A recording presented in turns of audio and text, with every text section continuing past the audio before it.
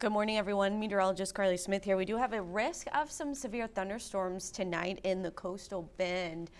Let's take a look at some of those headlines. Severe storms, which means we have an impact. That would be rain and wind, some of the main concerns, as well as lightning. So rain gear, but also think about protecting your home or have a shelter if you are going to have outdoor plans tonight. So what are our main risks? It's going to be the strong winds. So the last icon will be the greatest risk, especially as these thunderstorms are weakening. The severe risk is going to be from 8 p.m. to 9 a.m. 8 p.m. to 9 a.m. will be our greatest risk across the coastal bend. I'll break down the time frames for different areas here in just a second. And then finally, the Corpus Christi timeline does look like it may be around 12 a.m. to 4 a.m.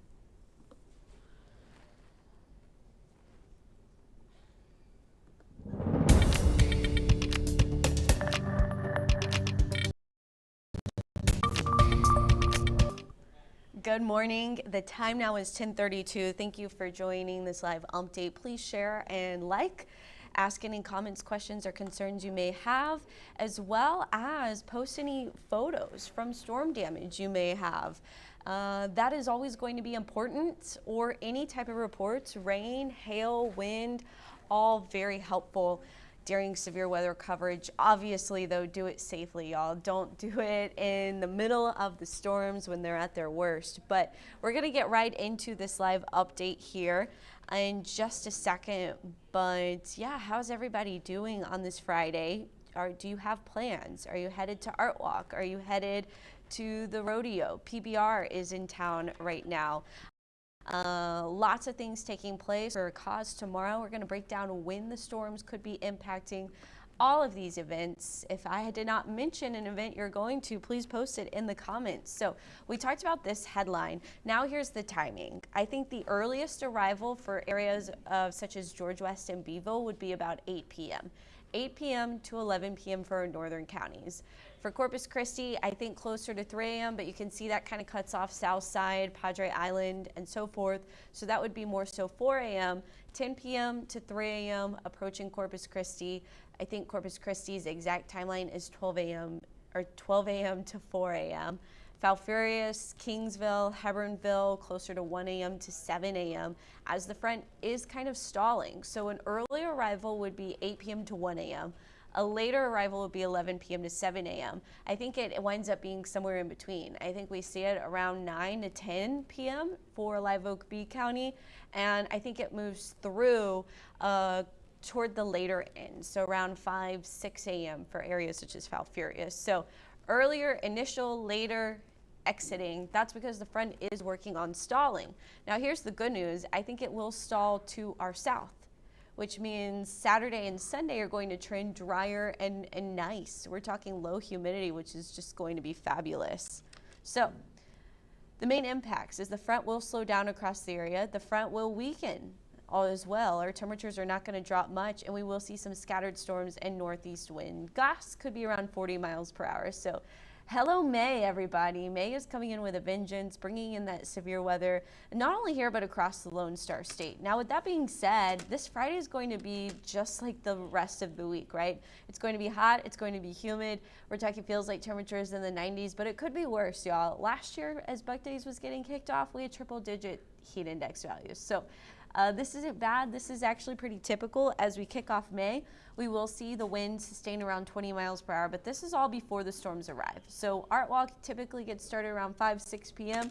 We're going to be fine about that time frame. It's going to be after 9 p.m. specifically for Corpus Christi. I think it's after midnight. So as long as you're leaving the carnival, Buck Days, the rodeo, downtown festivities, Art Walk by 10 a.m., latest midnight, you should be okay in terms of our storms. But the big impacts will be high wind, heavy rain, small hail, and lightning.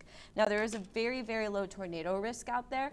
Rain gear will be needed if you are going to be outside, but also have an indoor shelter if your events are outdoors.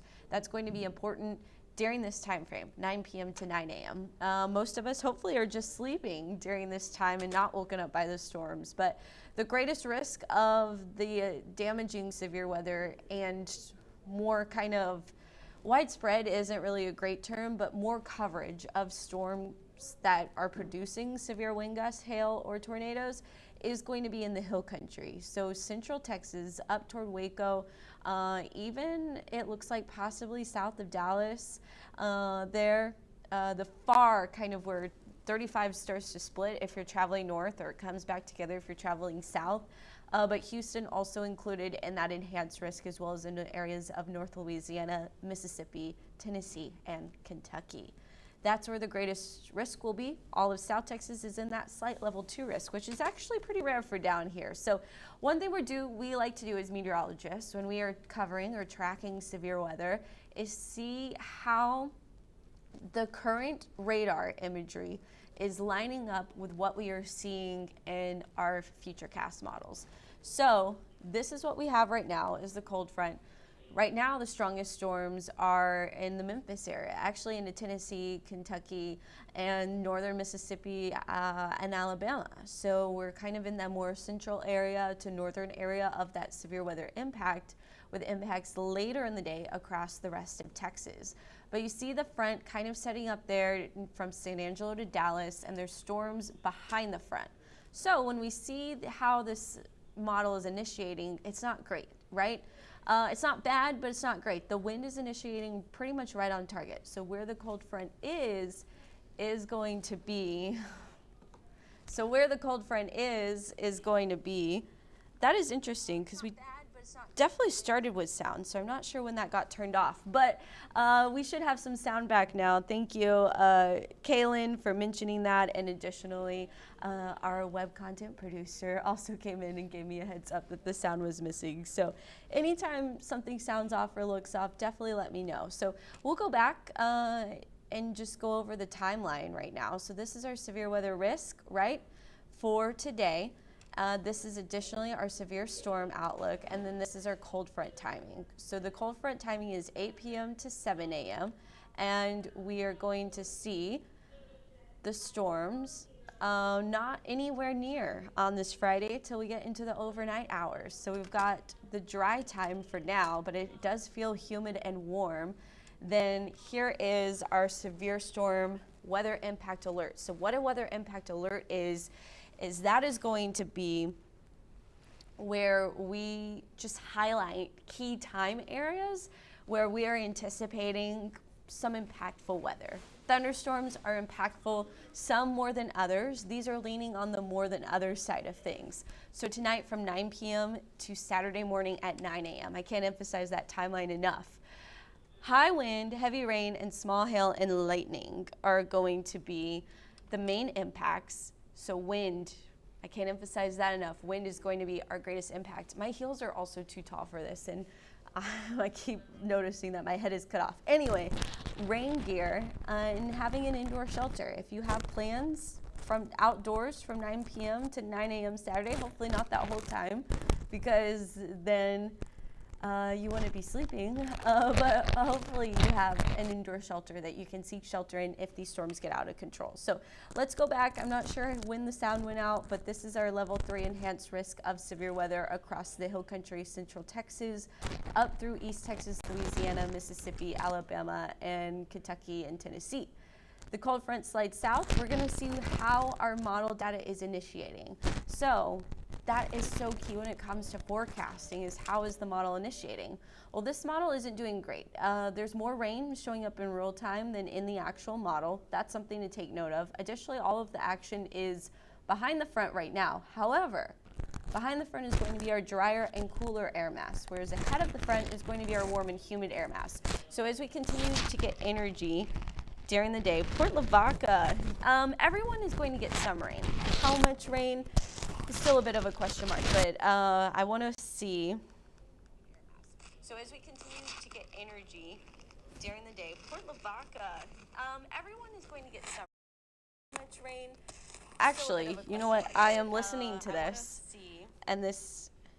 So as we continue to get energy during the day, Port Lavaca, mic is doing that thing where it sounds really horrible again, and I'm not sure why. You know what? I am listening to this, and this.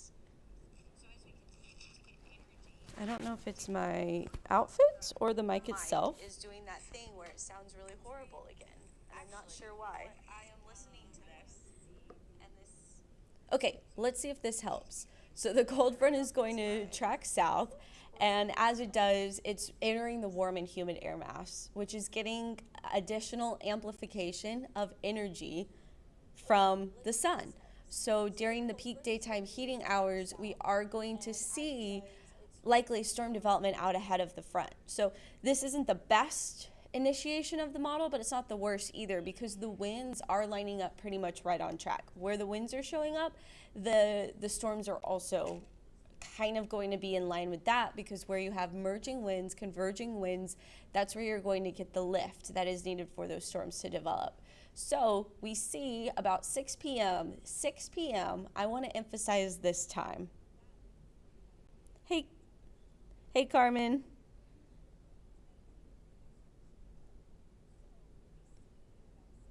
Okay, so about 6 p.m., this is going to be a key time frame. Guess what happens at 6 p.m.? 3 News comes on TV. So we'll also be streaming live on our 3 News platforms, 3 News Plus, Roku, Amazon Fire. We'll be live. And so the important part about 6 p.m. is to see, A, where is the cold front and where are the thunderstorms? At about 6 p.m., they should be somewhere near San Antonio. If they're further south of San Antonio, we will be hit sooner. If they're north of San Antonio, my timeline is about right. If they're moving through San Antonio, my timeline is still about right. But if it's south of San Antonio, we're going to get hit quicker, and outdoor activities such as art walk may be an issue. But with the way this model is playing out right now, this is on target. This is something I agree with. I think that we will see. The storms are a little bit messy. I feel like they'll be a little bit more linear, lined out than they are here. If they stay messy, our hail threat's going to go up. But as long as they stay kind of more linear, then our hail risk will stay on the lower end. But San Antonio is under a very high risk still for damaging wind, hail that could be 2 inches or greater, and additionally, tornadoes. Our tornado risk drops, A, because the storms aren't going to pass through till after the sun is set. The sun sets at 8 p.m., just after 8 p.m. As the sun goes down, we lose that additional boost of energy, storm energy. There still will be some, don't get me wrong, storms still develop, storms still move at night, but they tend to weaken just naturally without the help of the sun. Sun is energy, storms need energy. As we continue into this futurecast, another key time frame will be about 1 a.m. I think that's when it's starting to impact Corpus Christi to Laredo, Corpus Christi, and this is up near Port Lavaca. 1 a.m.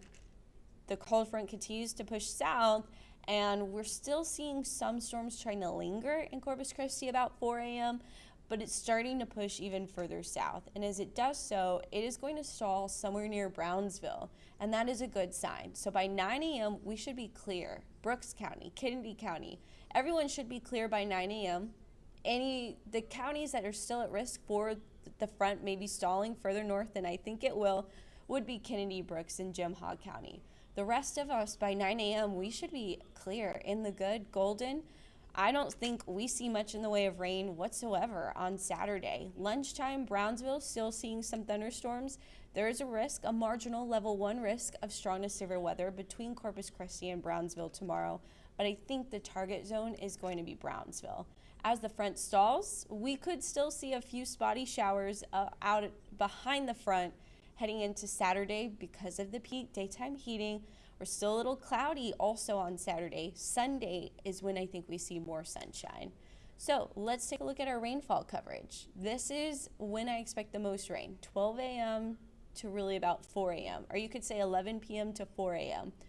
Then it weakens a little bit because we're losing that daytime heating, and then it moves further south by 9 a.m. and we're not worried with rain whatsoever. So over the next 3 days, just to emphasize, Saturday and Sunday are improving. If you have outdoor plans on Saturday and Sunday, big improvements in the forecast. If you don't, it doesn't matter. But if you have outdoor plans tonight, use caution. Again, I can't emphasize this enough. Watch 3 News at 6 p.m. if you can. If you can't, try 5 p.m.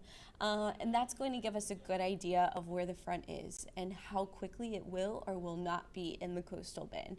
So that's a super smart thing to do before you head out to the rodeo, the PBR tour, or before you head out to the Buck Days Carnival or before you head out to Art Walk, watch the forecast. Either at 5 or 6, both will be golden, both will be great, and both will give you a good idea of what to expect. So this futurecast model has been trending a little faster, and it's not initiating great either, right? It's kind of overdoing the rain also on both ends, but you see this one is the faster scenario, and that would have thunderstorm potentially severe in Corpus Christi right around 11 p.m. to midnight. I'm siding with the other one I showed you, but I just wanted to give you an idea. Both of these models have the storms south of us by 10 a.m. and then it's impacting Brownsville during the day, and we are clear. I do want to point out, though, we've got a chance for more unsettled weather as we head into next week. There's an upper level low that's just going to be hanging out in the Four Corners region. We'll be keeping a close eye on that. Here's a look at your 7-day forecast. Just to give you an idea of what to expect, temperatures below normal Saturday and Sunday, which is a huge bonus of the front. It's not super cold, though, but it's still called a cold front, believe it or not. We will see those temperatures falling into the 60s Sunday morning. So if you want to get out and go for a nice jog, Sunday is the day I suggest doing that. It's not super cold though, but it's still called. This is going to do it for the live update. Sorry for the microphone issues. Apparently it is turned in a way where it does not like my clothing, the dress that I'm wearing. So we'll work on that, but this is going to be it for this live update. I'm meteorologist Carly Smith signing off. Please post your questions. Check my Facebook page. It's down at the bottom of your screen, Carly Smith WX. That has my in-depth written thoughts on it, as well as on KIIITV.com.